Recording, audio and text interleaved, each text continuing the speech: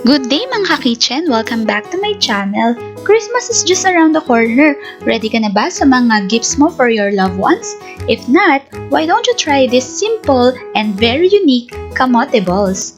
Let's start!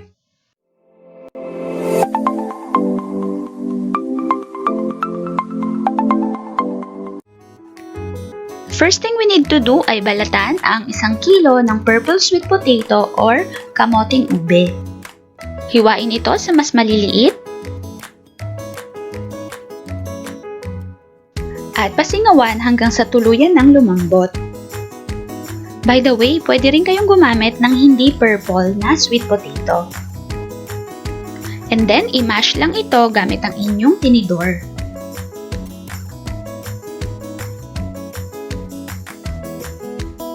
Now, gamit ang medium na apoy, ilagay na sa kaserola ang 390 grams na chocolate condensed milk, 3 tablespoon ng unsalted butter,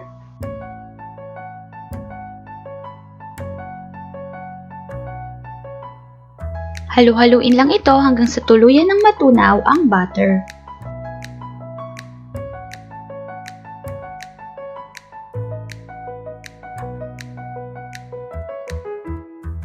Ngayon, pwede na nating ihalo ang ating mashed purple sweet potato.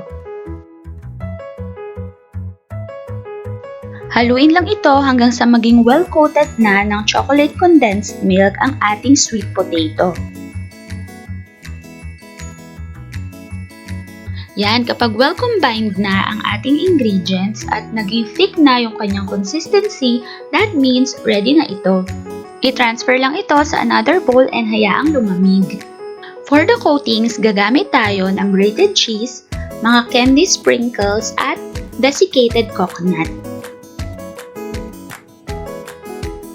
Kumuha lang ng 1 scoop ng ating minatamis na kamote at bilog-bilugin na ito.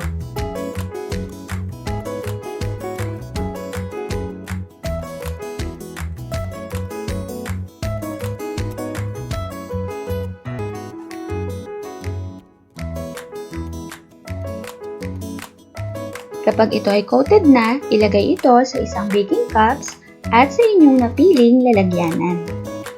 And here it is, tapos na ang ating masarap na kamote balls!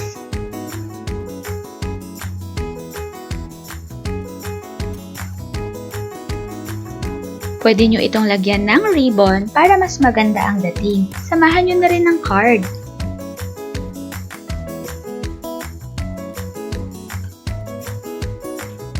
Actually, mga ka-kitchen, pwedeng-pwede nyo rin itong inegosyo. Wala pang 200 pesos ang cost ng lahat ng ginamit ko sa recipe na to. And that is it for today mga ka-kitchen. I hope you like this recipe at sana nakatulong ako sa inyo. Don't forget to subscribe kung hindi pa kayo nagsusubscribe sa channel ko. Merry Christmas!